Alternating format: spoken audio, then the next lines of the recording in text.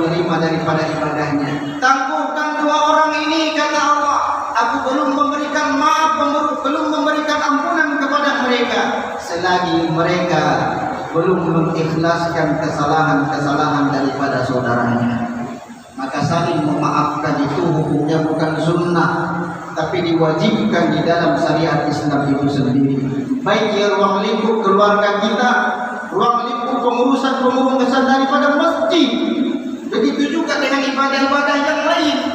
Ketika ada kehilapan, kealfaan yang dilakukan oleh saudaramu, musyawarahkan dan saling memaafkanlah satu sama lain. Itulah tandanya kita sebagai orang-orang yang beriman, yang selalu memberikan maaf kepada saudara-saudara kita.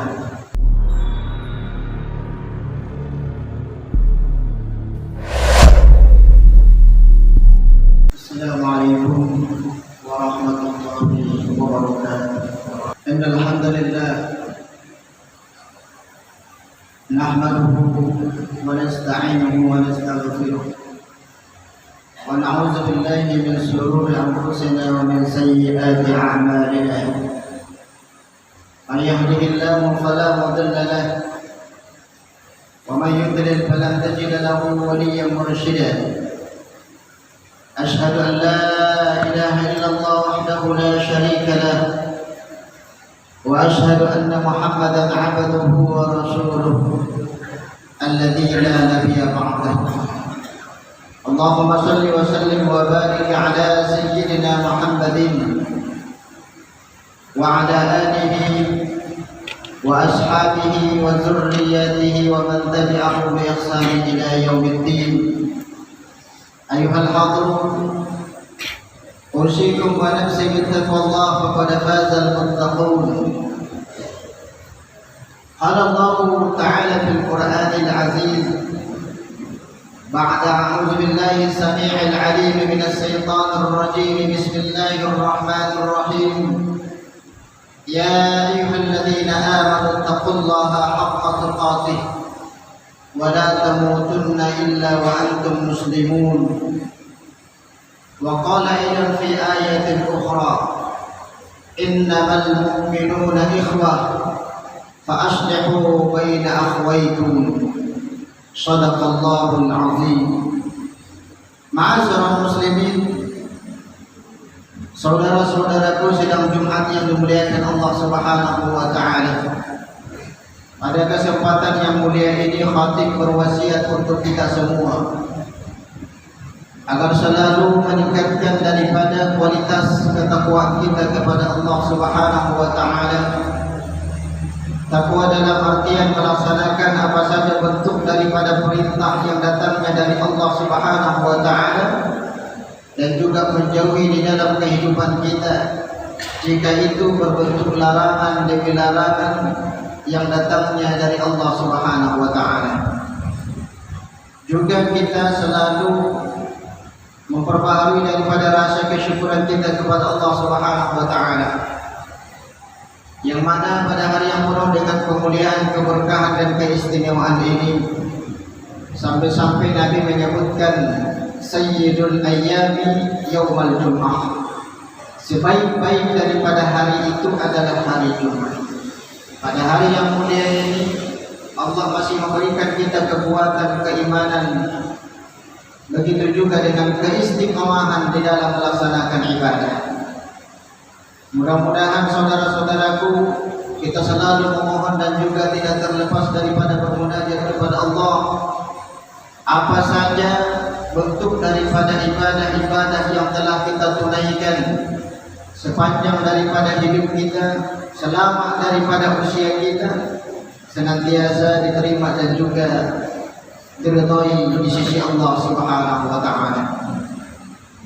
Kemudian salawat beriring dan salam senantiasa kita haturkan ke junjungan kita, uswatun hasanah kita, suri tauladan kita, ataupun contoh di dalam segala aspek kehidupan kita, yakni Rasulullah sallallahu alaihi wasallam yang berlafazkan Allahumma salli ala sayyidina Muhammad wa ala ali Muhammad.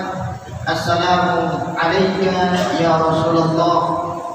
Salah satu bentuk daripada keistimewaan yang kita peroleh dengan melafazkan ataupun dengan membasahi daripada lisan kita untuk mengucapkan salawat dan salam kepada Rasulullah sallallahu alaihi wasallam. Man shalla alayya salatan wahidah shalla alaihi 10 marratin, kata Nabi.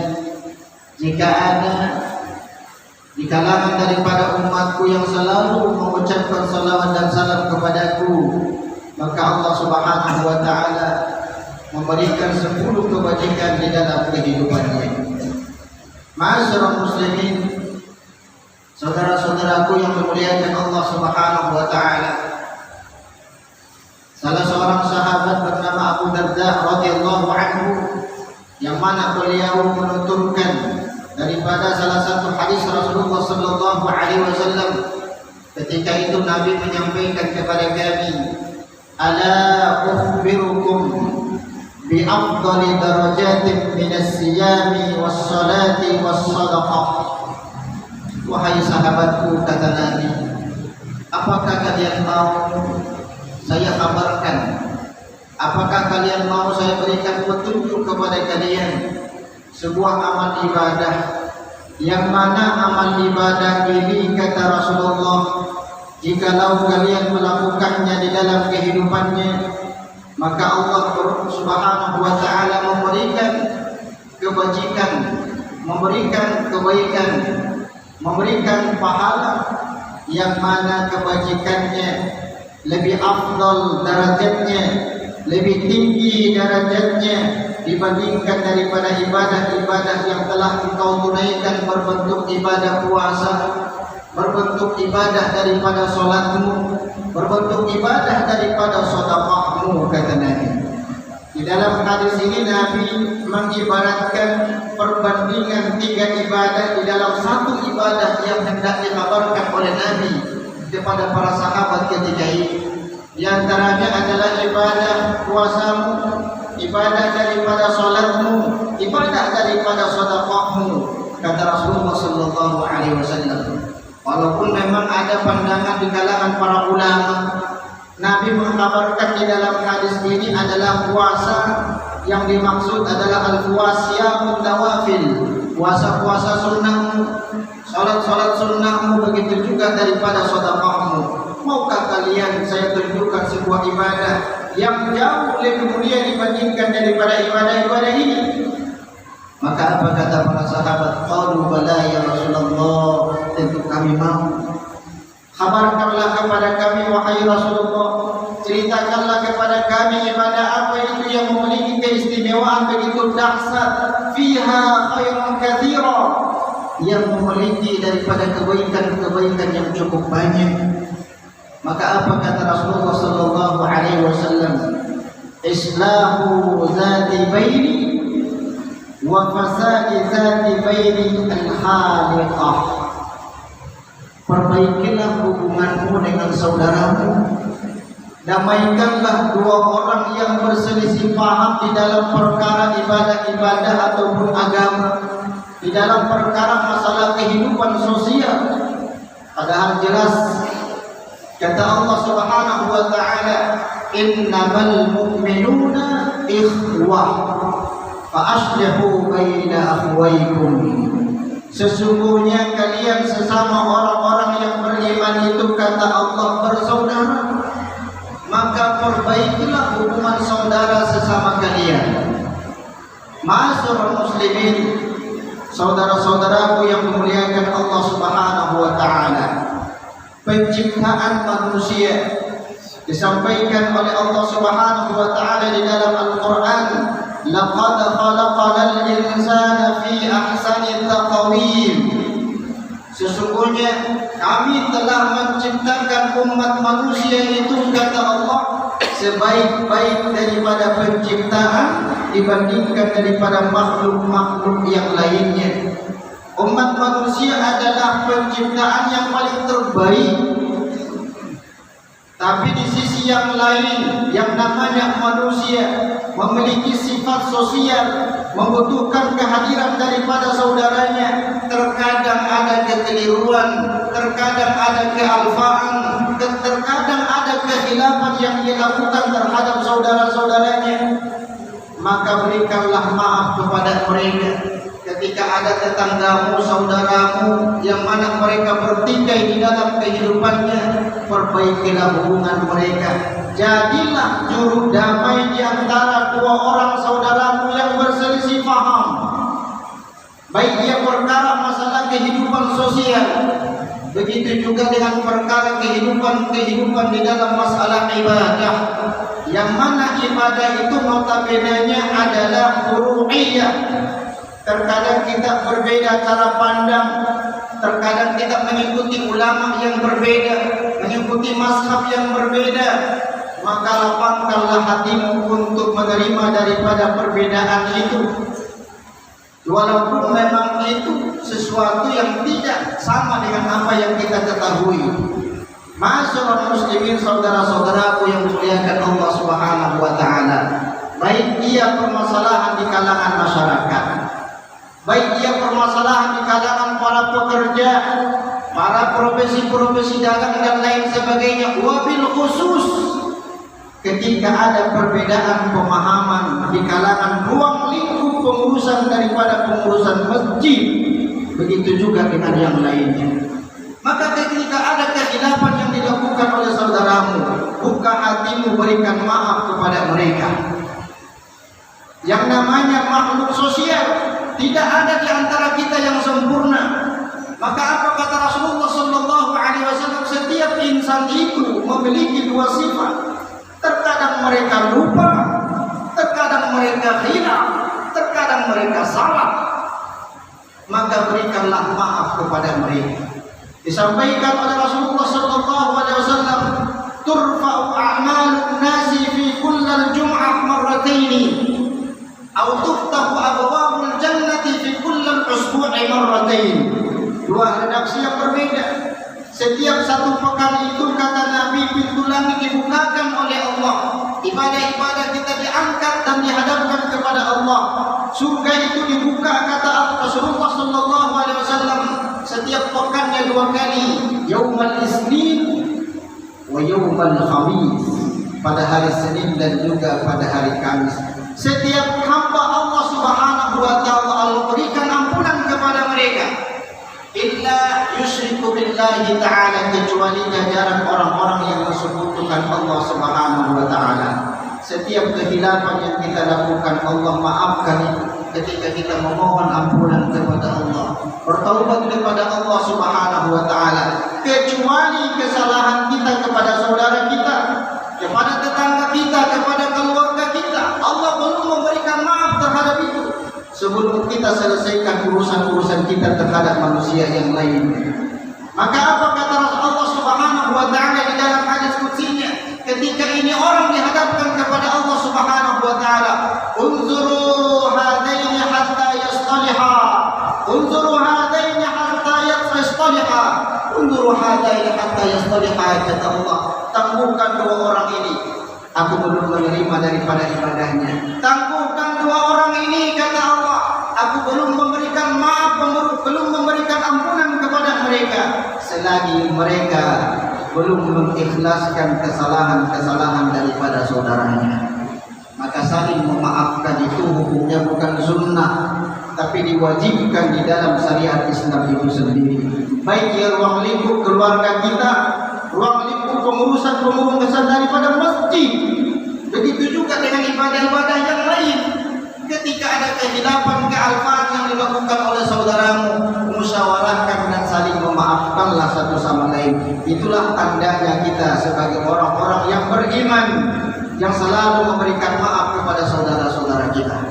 Ma'asyiral muslimin, saudara-saudaraku yang dimuliakan Allah Subhanahu wa taala, salah satu sifat yang dimiliki oleh iblis yang menyebabkan Allah Subhanahu wa taala mengeluarkannya dari surga, dikarenakan ada sifat kesombongan di dalam dirinya.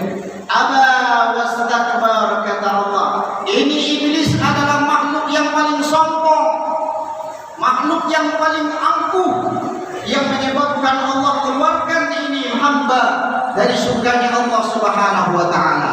Maka ketika kita memiliki sifat yang sama, memiliki sifat angkuh, memiliki sifat sombong, hati-hati betul. Itu adalah sifat yang diwariskan oleh iblis.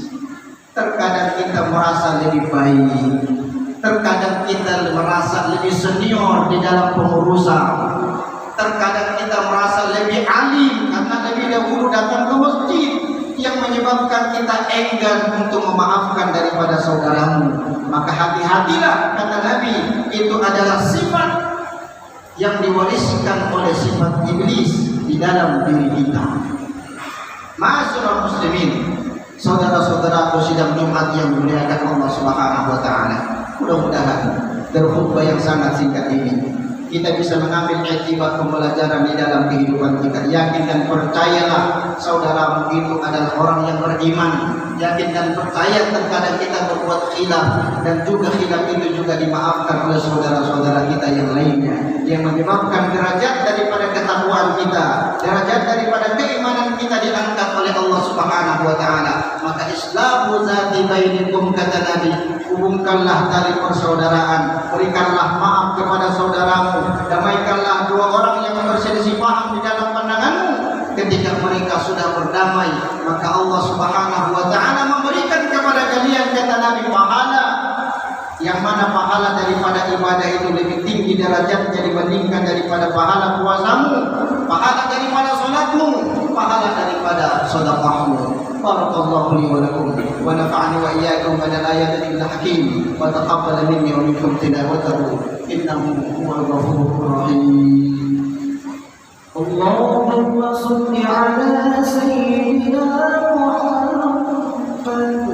Allahumma shalli ala sayyidina wa nabiyyina wa habibina wa ja'alna maulana Muhammad.